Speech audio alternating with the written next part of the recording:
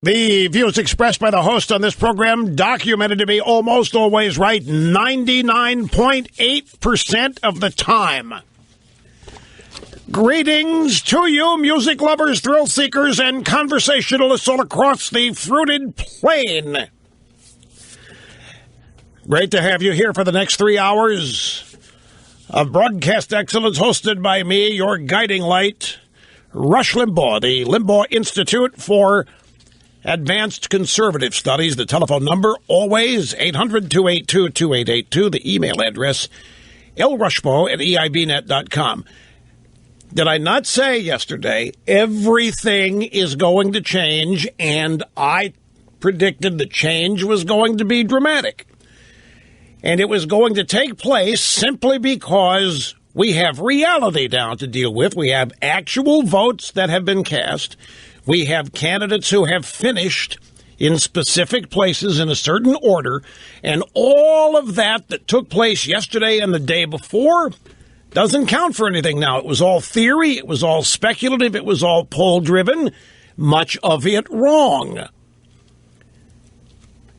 It's astounding to me how dramatic and what a huge difference the entire landscape assumes and how it is presented. Look at how dramatically things change as we go from a narrative of theory and what turned out to be bad polling to the shocking and dramatic reality of reality. We have hard votes cast. We have real winners. We have presumed losers and presumed second-tier winners.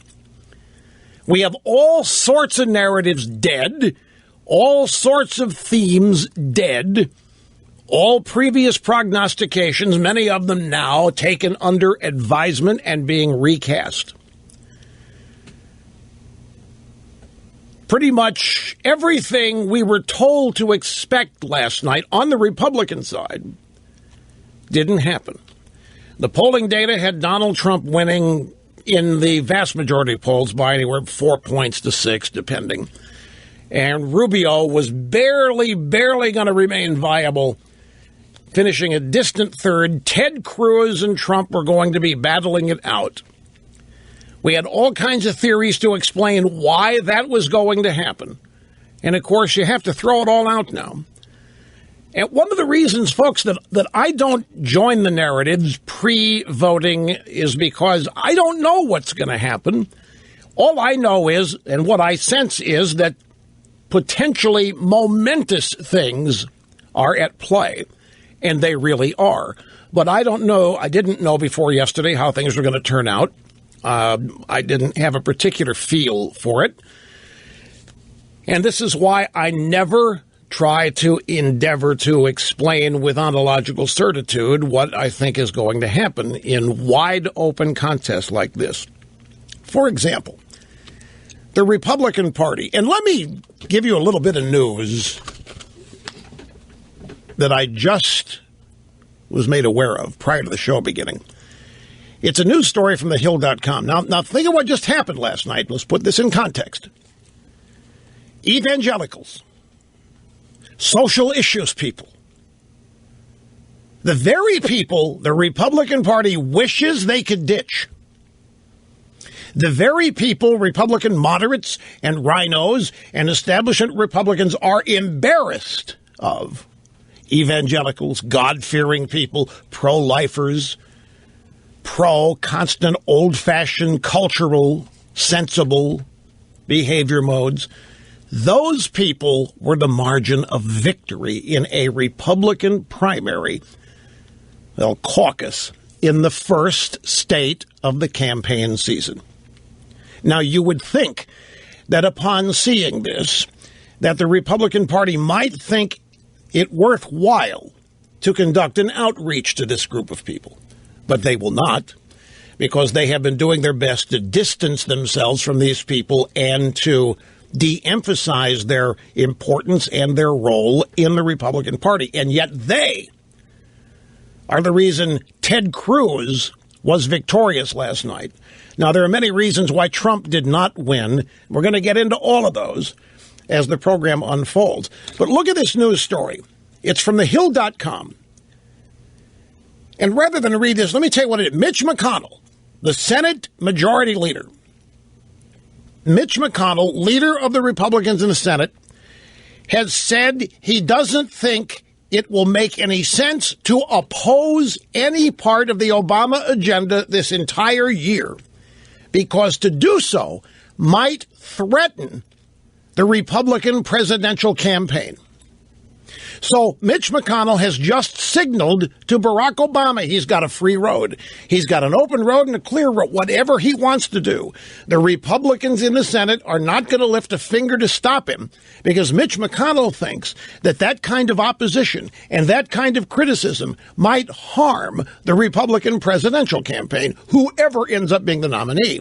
Meanwhile, that very Republican presidential campaign, if it has the slightest chance of winning, is going to be taking direct aim at Barack Obama and his party and Hillary Clinton or Bernie Sanders or whoever. The very nature of the campaign is going to be, and you watch, it has to be this if the Republicans are going to win. If the Republicans do not run against Obama, if they don't run against the last 7 years, if they do not run against Hillary Clinton, if they don't promise they're going to stop this stuff and reverse it, they're not going to win anyway. So the Republican nominee, most likely, is going to be running a campaign anti-Hillary Clinton, illustrating all the errors, the mistakes, the horrible things that have happened in this country the last 7 years. That will be the thrust of the Republican nominee's campaign for the White House in this year. And over in the Senate Majority Leader is saying he's not going to do that very thing because it might upset voters who would be inclined to vote Republican. But if the Senate starts trying to stop Obama, then those voters might get mad at the Republicans and vote for Hillary. It is the most insane thing I think I could have encountered today. And I'm wondering if whoever the establishment prefers in this, everybody says it's Rubio. And I'm going to tell you something, folks. I'm going to lone wolf on this. But I know everybody's assuming that Marco Rubio is the chosen establishment candidate, and they're doing so on the basis that Rubio has his experience with a Gang of Eight and amnesty and so forth. But Marco Rubio, I really like. I like Ted Cruz. There are any number of people in this campaign, 2 or 3 people. If they win, I'd be happy. But it doesn't matter because the establishment does have their candidate. And it looks like it is going to be Rubio. And as such, Rubio is going to end up becoming an enemy of several Republican or many perhaps potential Republican voters. And I just remember the days that Marco Rubio was in the state of Florida, local politics, state politics, and then going national. And he was considered perhaps one of the greatest potential heirs to Ronald Reagan. And now he's being derided as a sellout member of the establishment. I thought his acceptance speech last night, not acceptance, his speech last night, he was the first to get out there. He hustled to get out there. As such, it made him look like the winner. He had energy. Well, I thought it was a great speech that Rubio gave last night. It was energetic. Not choosing sides on anything here, folks. Nothing's changed in that regard. Simple observations I share with you as the program unfolds. I just find it stunning. I wonder if whoever the establishment campaign, if Rubio had won, I wonder if McConnell would be saying what he said. Probably would. But you need to wake me up here. I mean, this makes no sense whatsoever. The very nature of the campaign is going to be exposing everything wrong that has been done by Barack Obama and will continue to be done by Hillary Clinton. Every aspect of our campaign is going to be focused on that and how we can reverse the direction, make this country better, improve people's lot in life via the economy, repealing Obamacare, you name it. And over in the Senate, we just got an announcement. They're not going to do that because they're afraid opposing Obama, the same old, will upset independents or whoever. And it might have a negative impact on the Republican presidential candidate. Just stunning. The argument is that the Republicans can't oppose Obama in the Senate during an election year because it might hurt them at the polls in November. I mean, It's inexplicable. Back to Iowa. So here we have the evangelicals, who the GOP would secretly like to get rid of and not be held prisoner by, if you will. It's the old social issues argument. They are the margin of victory. They are the reason Ted Cruz wins last night with a record Republican turnout. It's not a record turnout in Iowa. It is a record Republican turnout. Remember, we spoke about this yesterday, too, with that Des Moines Register poll, which was predicting various things because of a huge turnout. And people were saying the Des Moines Register poll was invalid and wrong because it was factoring in too large a turnout. It turned out to be right on the money in terms of forecasting turnout. 13 polls, ladies and gentlemen, had Donald Trump winning by 4 points. 13 different polls had Trump winning by 4.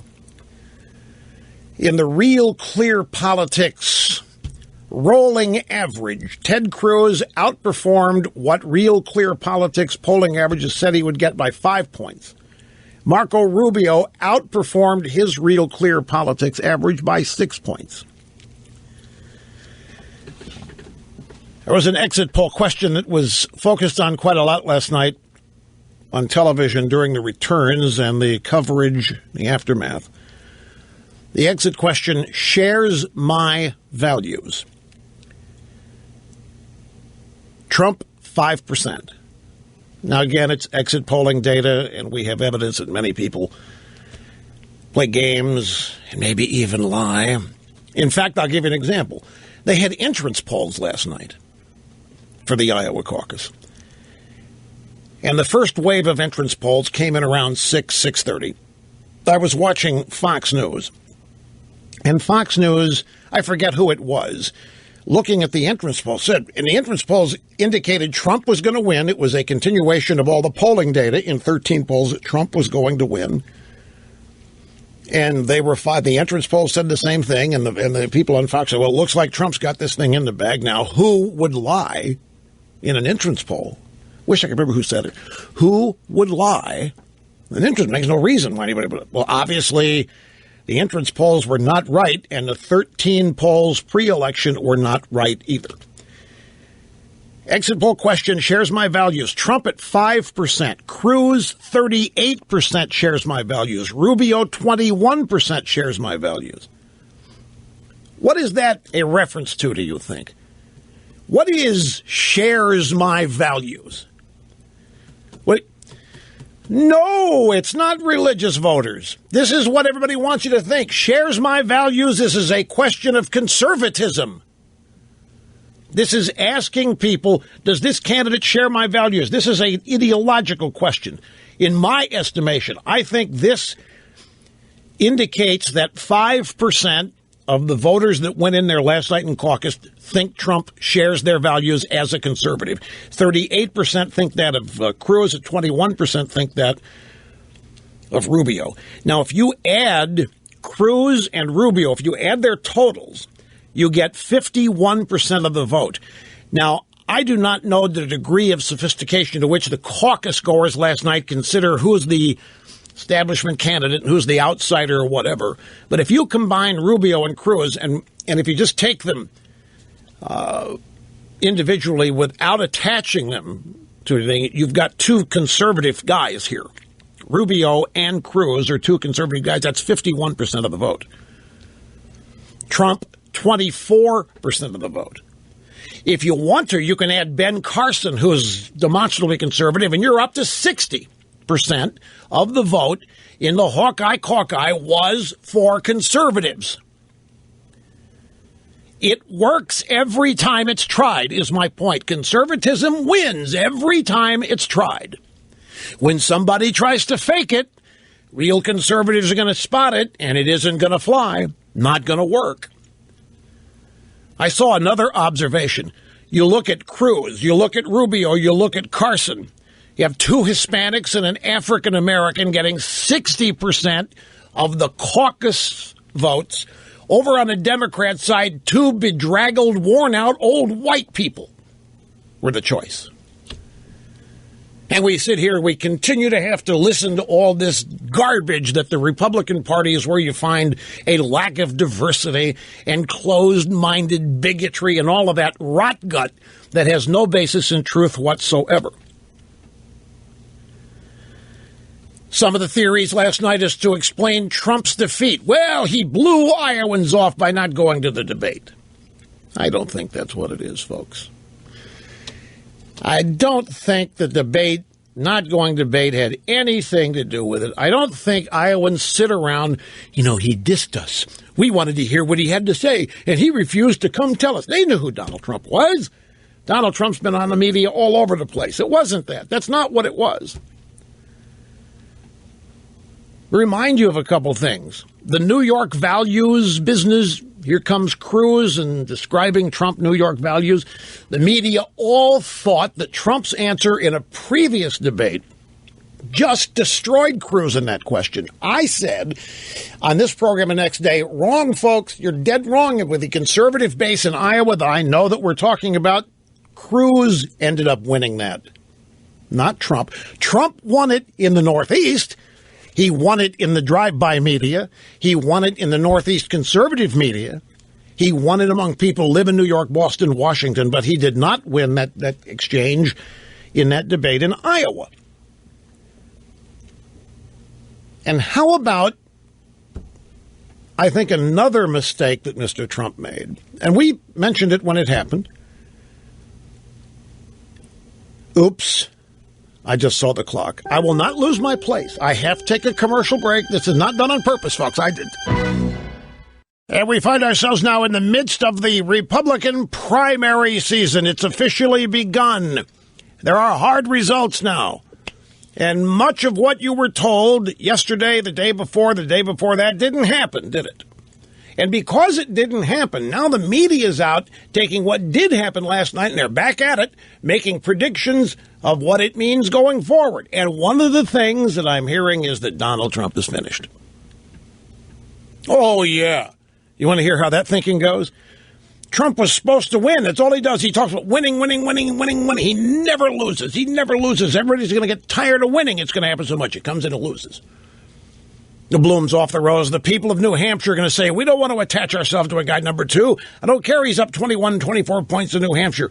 He's going to have a bunch of people abandon him. It's over for Donald Trump. That's in the New York media. That's on much of televised media. It's not over for Donald Trump any more than it was over for Ted Cruz or Marco Rubio going into yesterday. But yet, that's what you're going to hear. The bloom's off the rose. The Trump has been exposed as a fraud, blah, blah, blah, blah, blah. The polls showing Trump at 21, obviously they say, now we can't believe those. The polls had him winning Iowa. They weren't true. People are not being honest with the pollsters, blah, blah, blah. They hate Trump so much, they can't wait for him to lose and be humiliated and tossed out, so they're making it look like that's what last night means, and nobody knows that. I don't think Trump skipping the debate had a thing to do with what happened last night. This is a Republican primary. It's Iowa. Conservatives win in Iowa.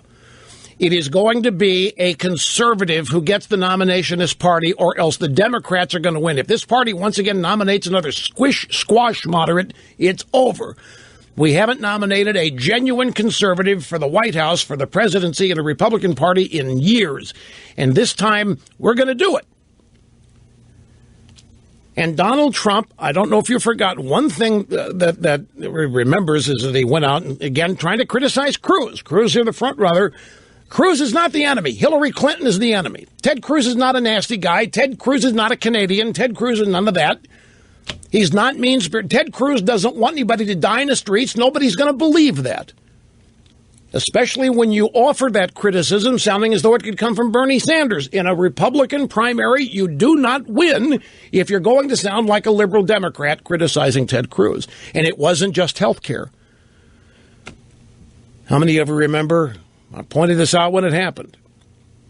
Mr. Trump pointing out that you can't do anything if you can't make deals, can't cooperate. True, part of his criticism of Cruz, hated, nobody likes him.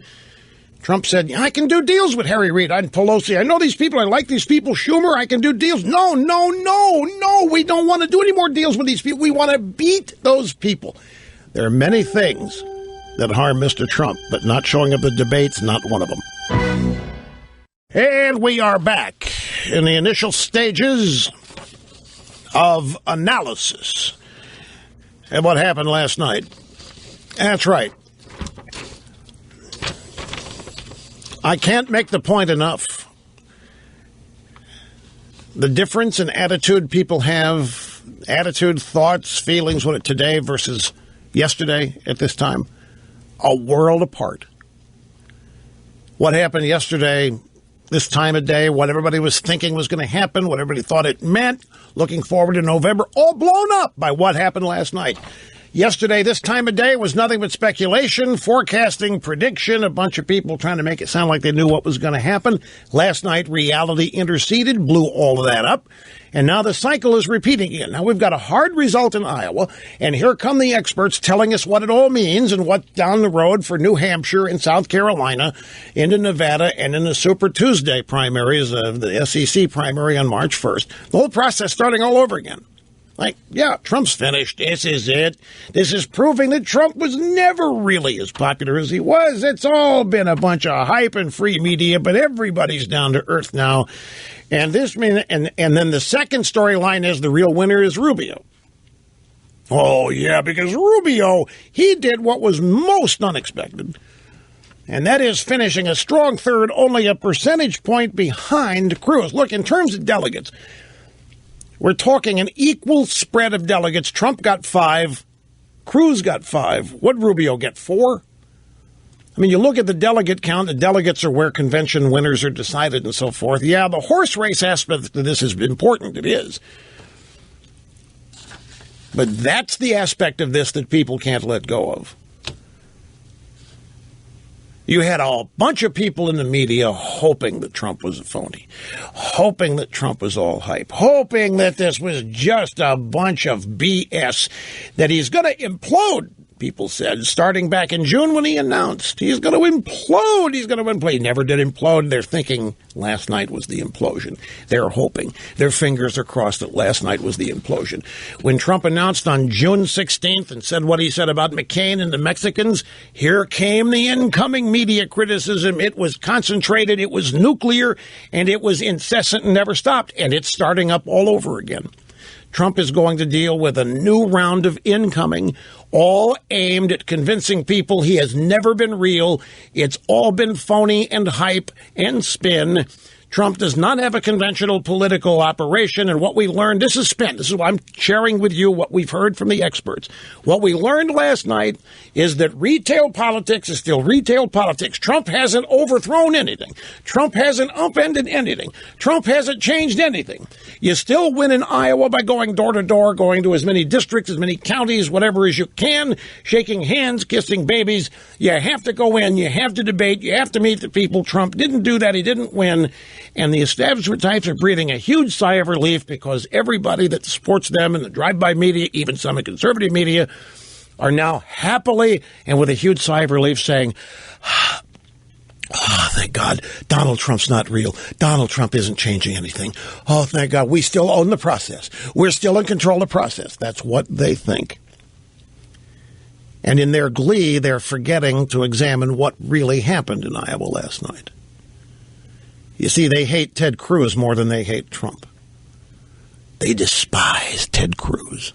And they're going to despise Cruz even more once they wake up from their stupor of drunkenness here, their happiness of what they think has happened to Trump, which hasn't yet.